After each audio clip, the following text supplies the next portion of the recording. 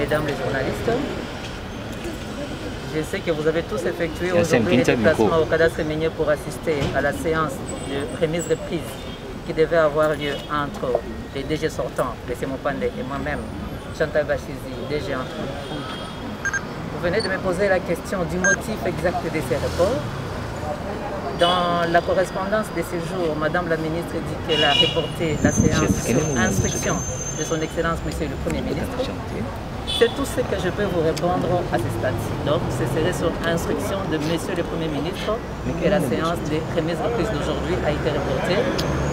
Initialement prévue au 31 mai, elle a été reportée à la date d'aujourd'hui du 7 juin, puis au 2 juillet 2021. Et on espère que le 2 juillet, ce sera le dernier rapport et qu'effectivement, l'équipe qui doit légalement diriger les cadastres miniers sera mise en place. Alors dites-nous, nous profitons de votre présence, qu'est-ce que vous reprochez, qu'est-ce qui s'est passé réellement pour que la remise et reprise ne puisse pas avoir lieu? Parce qu'on parle également du refus du sortant, alors que vous êtes entente, qu'est-ce qu'on peut retenir rapidement? Ce qu'on peut retenir, c'est que je pense qu'il faut rapidement fixer l'opinion sur la situation qui prévaut au cadastre minier.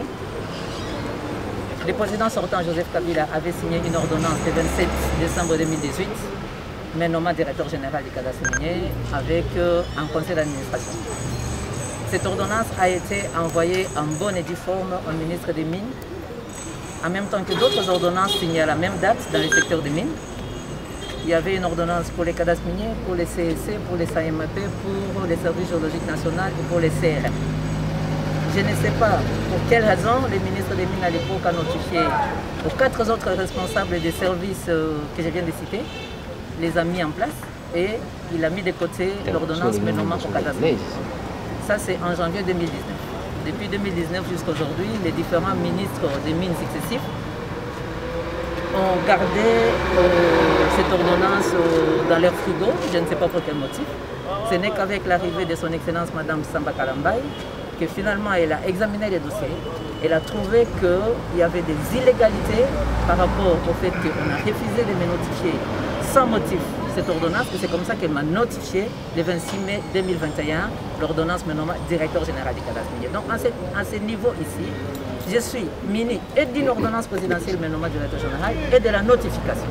La séance de remise-reprise n'est qu'une formalité qu'on veut bloquer pour rien, mais je pense que les autorités qui sont en train de me suivre vont comprendre qu'il faut à un certain moment qu'on passe effectivement au respect du droit, au respect de la légalité, et qu'on puisse permettre au cadastre minier de fonctionner normalement, comme les autres services sont en train de fonctionner depuis 2018, au moment où on a tous été nommés par le président Kabila. Le grand chef coutumier Songe, secrétaire général du Conseil panafricain des autorités traditionnelles année de Congo, CPATC en cycle. Et qu'est-ce que vous dénoncez? Je suis en train de dénoncer le comportement irresponsable de la part de qui? De la part du Premier ministre, qui, nous sommes dans un état de droit, l'état de droit que nous avons lutté pendant des trentaines d'années pour arriver là où nous sommes aujourd'hui, mais il y a une ordonnance présidentielle qui est publiée au journal officiel, mais aujourd'hui, le Premier ministre est en train de donner des injonctions au ministre qui a fait que son travail. Le ministre n'a pas nommé, elle a notifié. Elle a accompli que son devoir. Mais nous devons comprendre que si le ministre a notifié, c'est pour valoriser l'état de droit. Mais si le Premier ministre s'impose, il va nous faire comprendre que c'est lui qui dirige le Congo. Si c'est lui qui dirige le Congo, en 2023, il y aura l'unique personne qui sera redevable, à qui j'ai été toujours jaloux. Si je parle avec une grande colère comme ça, je fais partie des gens qui ont dit c'est Félix qui sera le président de la République avant qu'on arrive aux élections.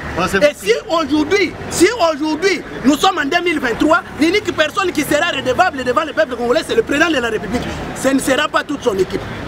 D'où le président de la République, là où il est, il doit comprendre qu'il y a les gens qui sont en train de les traîner par le pied pour que l'état de droit n'avance pas. Et il doit prendre ses dernières décisions, comme le commandant suprême, pour que l'état de droit progresse. Parce que faisant tout ce que nous sommes en train de prendre comme théâtre aujourd'hui, c'est une façon de dire au ministre qu'elle n'a pas droit de notifier notifié. Et c'est une façon de dire au ministre que toi, tu n'es pas compétent de faire mettre quelqu'un dans ses droits. Or, elle a exécuté que les droits. Vous pensez qu'il y a des relations louches entre le Premier ministre et les DG sortants?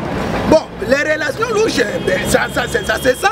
Parce que le DG sortant, c'est un Katangais. Et le Premier ministre, c'est un Katangais.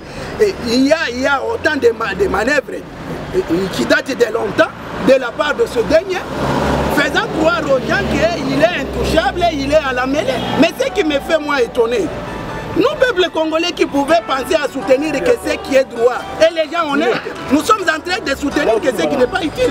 Et si le Premier ministre se comporte ainsi, il est en train de nous dire qu'il n'est pas Premier ministre congolais, c'est un Premier ministre katangais qui est là que pour le tribut Katanga.